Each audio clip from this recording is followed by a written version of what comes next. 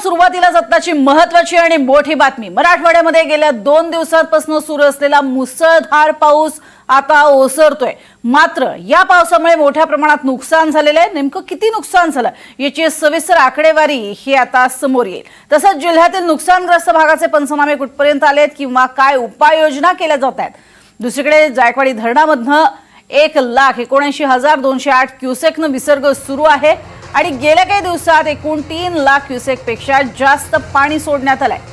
2006 नंतरचा म्हणजे जवळपास 18 ते 20 वर्षांनंतरचा हा ऐतिहासिक असा विसर्ग आहे। त्यामुळे गोदाकाठची अनेक गावं पाण्याखाली गेली आहेत। शेतकऱ्यांच्या घरातील साहित्याचं प्रचंड नुकसान होण्याची भीती आहे। त्यामुळे याचा मोठा फटका बसतोय। पाऊस एकीकडे ओसरू लागलेला आहे, मात्र विसर्ग जायकवाडीतनं सुरूच आहे। अधिक माहिती घेऊयात मोहसिन शेख यांच्याकडनं। मोहसिन, एकीकडे हा विसर्ग सुरू आहे, त्याचा फटका अनेक गावांना बसतोय, काय सध्याची स्थिती?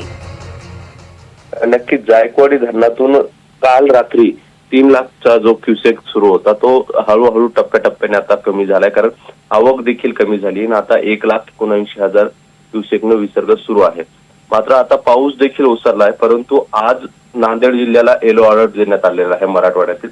त्यामुळे नांदेडमध्ये आधीच जायकवाडीचं पाणी तिकडे पुढे जातोय आणि त्यात आज येलो अलर्ट, त्यामुळे नांदेडसाठी आज थोडा दिवस काळजीचा असणार आहे।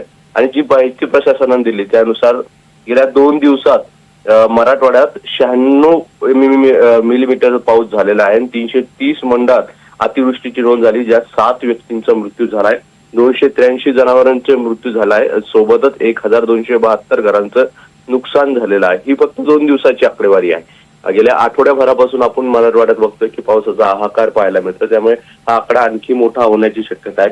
मात्र सध्या आज कोणत्याही जिल्ह्यात पावसाचा अंदाज नाहीये, नांदेड सोडून। नांदेडमध्ये येलो अलर्ट देण्यात आलेला आहे आणि बाकी जर आपण बघितलं तर पुन्हा 1 तारखेला हिंगोली आणि नांदेड जिल्ह्यांना येलो अलर्ट आहे, 2 तारखेला परभणी, हिंगोली, नांदेड, लातूर या जिल्ह्यांना येलो अलर्ट आहे, 3 तारखेला परभणी, हिंगोली, नांदेड, बीड आणि लातूर, म्हणजे 3 तारखेपर्यंत अजूनही मराठवाड्यात पावसाचा अंदाज वर्तवण्यात आलेला आहे। त्यामुळे पुढील हे 3 दिवस महत्वाचे असणार आहे।